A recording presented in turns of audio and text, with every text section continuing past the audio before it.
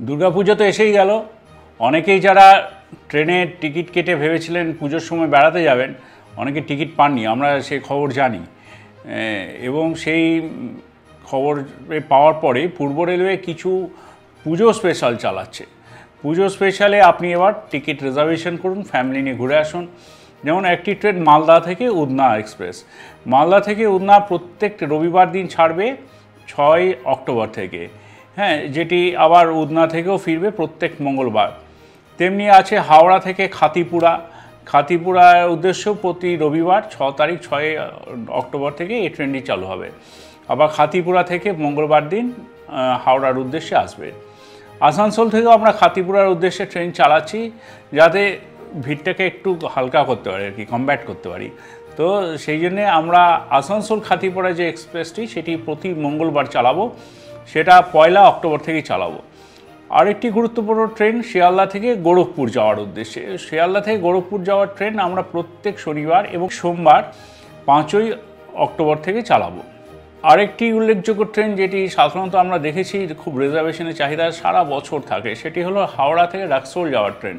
প্রত্যেক শনিবার 5 অক্টোবর থেকে আমরা এই ট্রেনটি চালাবো। আবার ওটি রক্সোল থেকে ফিরে আসবে ওই প্রত্যেক রবিবার দিন।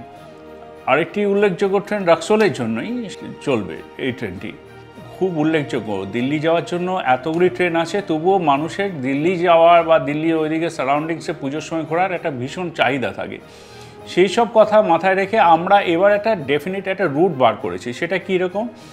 আসানসোল থেকে আনন্দবিহার যাবে ট্রেনটি। হ্যাঁ, এটা দেখুন আসানসোলে ওইদিকে যে আছে, আসানসোল বলুন, অন্ডাল, পাণ্ডবসর, দুর্গাপুর, এই এলাকায় সেই সব মানুষেরা যেটা হাওড়ায় এসে এতদিন ধরে ধরতে হতো, কোনো নিজেদের এলাকা থেকে ট্রেন ছাড়তো না, তাদের জন্য আসানসোল আনন্দবিহার এক্সপ্রেস, যেটা 4 অক্টোবর ছাড়বে, দিল্লির উদ্দেশ্যেই যাচ্ছে।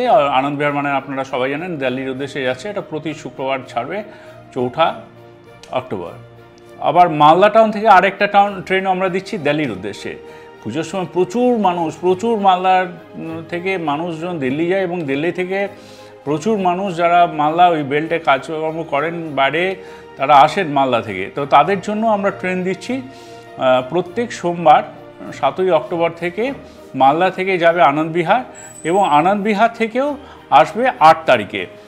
মানে দিল্লি থেকে আপনি মালদার উদ্দেশ্যে আসতে পারেন 8 তারিখে।